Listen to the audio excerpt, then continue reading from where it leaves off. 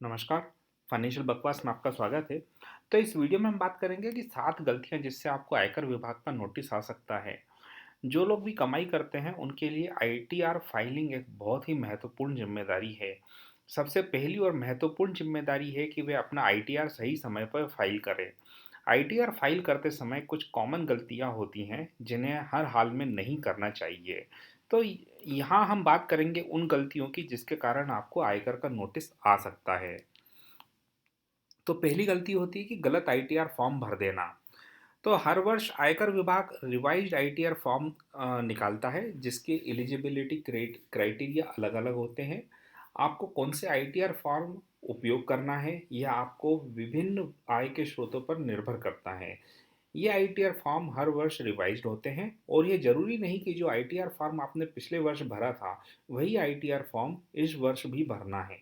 यहाँ तक कि कुछ और एडिशनल डिटेल्स आपको भरनी पड़ सकती है, क्योंकि कुछ नई डेटा फील्ड्स हर वर्ष बढ़ा दी जाती है। दूसरा रीज़न होता है कि टैक्स रिटर्न समय पर फाइल ना करना। आयकर दाता को इस सबसे बड़ी गलती से बचना चाहिए। समय से पहले अपना टैक्स रिटर्न फाइल जरूर कर दें। टैक्स फाइलिंग को आखिरी दिनांक के लिए बचा कर ना रखें। जितना जल्दी टैक्स हो सके टैक्स फाइल कर दीजिए, लास्ट डेट का वेट ना करें। और पहले से ही जो भी दस्तावेज आपको चाहिए, डॉक्यूमेंट आपको चाहिए, वे अपने पास जमा करते रहें, अपने पास इकट्ठे करते जाएं। देर से फाइलिंग करने से ना केवल आपको पेनल्टी लगेगी, बल्कि हो सकता है कि आपको कुछ फ़ायदों से वंचित भी रहना पड़े। बहुत सारे फ़ायदे आपको नहीं भी मिलेंगे, जैसे कि कैपिटल गेन्स, बिजनेस व प्रोफेशनल की हानि को, जो लॉस हुआ है आपको, उसको अगले वर्ष में आप सेट ऑफ नहीं कर पाएंगे अगर टैक्स रिटर्न देरी से फाइल किए करते हैं तो तीसरा रीज़न होता है आईटीआर फाइलिंग को ई वेरीफाई ना करना। एक बार आपने अपना आईटीआर फाइल कर दिया, उसके बाद ई वेरीफाई करना भी ज़रूरी है, जिसे आप आधार ओटीपी, नेट बैंकिंग के जरिए या डीमेट अकाउंट से कर सकते हैं। अगर आपके पास ये सुविधा उपलब्ध नहीं है, तो आप आईटीआर एक्नॉलेजमेंट रिसीट, जिसे कि आईटीआर 5 कहते हैं, वो उसको सीपीसी बैंगलोर को अपनी हस्ताक्षर करी हुई प्रिंट आउट निकाल कर कॉपी को डाक से भेजना है। अगर 120 दिनों के अंदर आईटीआर को ई वेरीफाई नहीं किया जाता है, तो आपका आईटीआर मान्य नहीं होता है। ये सबसे कॉमन मिस्टेक होती है, और ये मैंने बहुत सारे लोगों को देखा है जो ये मिस्टेक करते हैं। चौथी प्रॉब्लम होती है कि अपने सभी आय स्रोतों की जानकारी को न देना। यह गलती अधिकतर सैलरीड इंडिविजुअल्स करते हैं। उनको अन्य आय, जैसे कि फिक्स्ड डिपॉजिट का ब्याज, शेयर या म्यूचुअल फंड के कैपिटल गेन्स न बताना। तो अपनी आय को सही हेड्स में रिपोर्ट करना जरूरी है, क्योंकि अब सभी तरह के रिकॉर्ड्स ऑनलाइन है और इंटीग्रेटेड हैं। तो किसी भी तरह की आय की रिपोर्ट में अंतर आपको स्क्रूटनी के दायरे में ला सकती है। पांचवा रीजन होता है कि आय व कटे हुए टैक्स में अंतर होना, mismatch in income and tax deduction.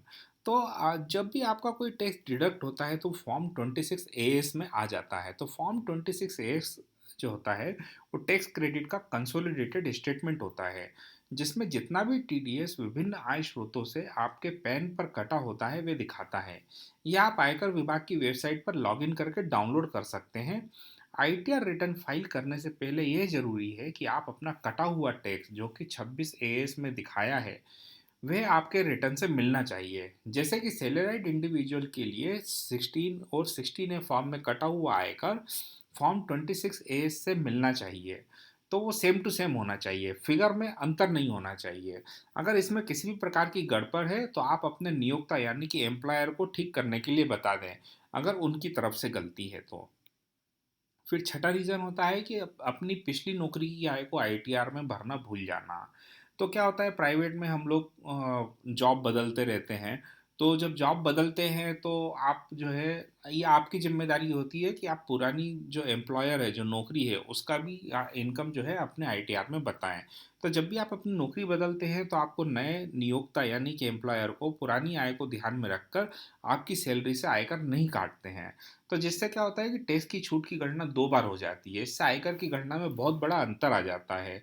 व कई बार तो टैक्स ही नहीं भरने की गणना हो जाती है, जो कि गलत है। और कई बार क्या होता है कि वो जो रिफंड होता है, वो भी डबल से ज़्यादा हो जाता है।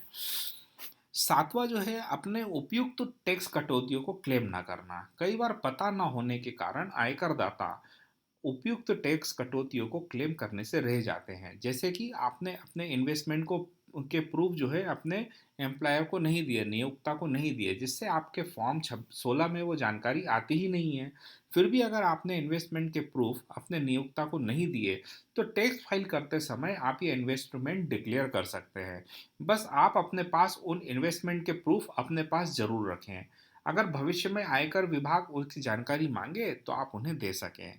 तो उम्मीद है कि आपको जानकारी पसंद आई होगी। अगर आपने हमारे चैनल को अभी तक सब्सक्राइब नहीं किया है तो आप हमारे चैनल को सब्सक्राइब कर लीजिए, घंटी का बटन दबा दीजिए।